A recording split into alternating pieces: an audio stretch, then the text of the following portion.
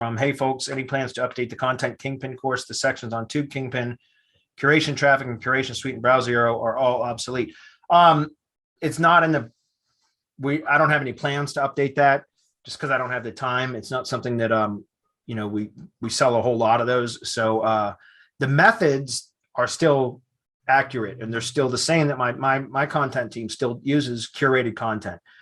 Curation Traffic, Curation Suite, that was never really much of a part of my process. I think Adam did some bonus training on that. And I know that service went out of business couple of years ago now. Tube Kingpin, that was Zane Miller that he did that. I don't do a lot of YouTube SEO stuff anyways. I do use paid ads for YouTube stuff. I use YouTube ads a lot. So no, I don't plan on it. Browseo is obsolete. Yeah, but Session Splitter, Session Box, Ghost Browser. You can use Firefox profiles. You can use Chrome profiles. There's a number of things that you can do that you don't need Browseo for anymore. Like there's a project that Cyberjeet just came out with called Logi or something, but I couldn't get it to work. So I refunded that today. No shit. But there's, session splitters, whatever, browser keepers. Those are all like, there's a bunch of them now. At the time, Browseo was like revolutionary. There was nothing like it, but now there's a bunch of them. In fact, I was going to look on AppSumo today to see if there's any session keepers on AppSumo, just to see if I could find something with a one-time fee. But yeah, I was going to say too, real quick, that the good news to this might be that if we do come out with something, there probably is going to be stuff you can learn from that will be available for free through Content Kingpin.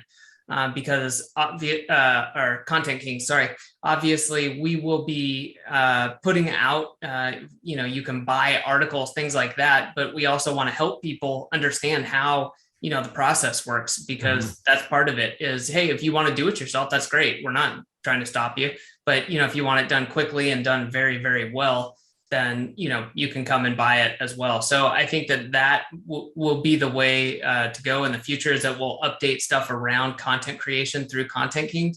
And then you'll be able to buy it as well if you just want to get it done faster, because like Bradley's saying, a lot of this stuff uses tools that are obsolete, but the methods are the same.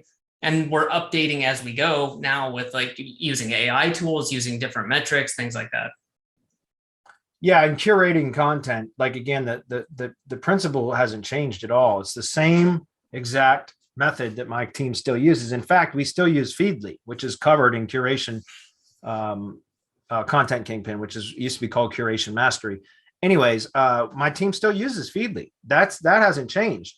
And we curate manually. And I taught that in the course, and that hasn't changed. Like there's different apps, and there has been over the years. There's been different plugins like WordPress plugins and everything else that, and there's third-party apps that you can, that will integrate with WordPress that have like, their own dashboards, and you go in and you curate content there. It's not what my team does. Still to this day, they curate manually. My content team goes in the Feedly. We have a Feedly Pro account. We have all these different content boards, as they're called, which are basically categories that we've added a whole bunch of feeds to, and we also pay my content team to go out once a month. They'll spend about 3 or 4 hours, sometimes 5 hours, just going and finding relevant content and adding it to the board. And then they go curate that content to create blog posts for my clients. Because I don't do consistent blogging for lead gen assets, but I do for clients. It's part of the retainer. So, and it's interesting because a lot of my clients, and I know it probably happens on even sites that don't blog continuously, but because we do blog continuously, we get a lot of outreach from link builders that say, hey man, you guys, because all our blogs are for local businesses, so it's all topically relevant around a particular topic. So we get a lot of link builders that are reaching out to us asking like, hey, you guys have a lot of content, and we're looking for more exposure for our site, which means they want to link. Would you mind placing a link in this post? And they'll share one of the link to one of the posts in the email, say like, so they're looking for what's called a link insertion or a niche edit. And they'll even say like, we're happy to even compensate you for it. And so some of my clients have actually turned, because we blog consistently and all we do is curated content for their blogs.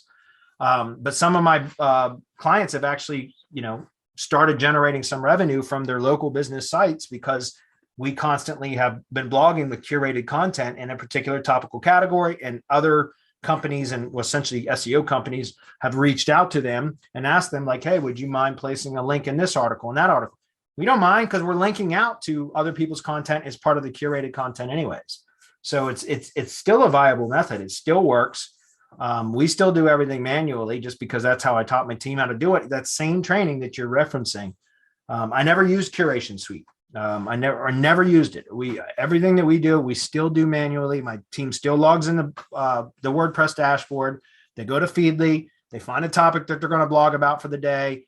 And they curate an article right there inside of WordPress. They schedule it, either publish it or schedule it for publishing, and that's it. So I don't plan on updating that. And if I do, it'll be under the Content King brand for sure. Content King's brand, excuse me.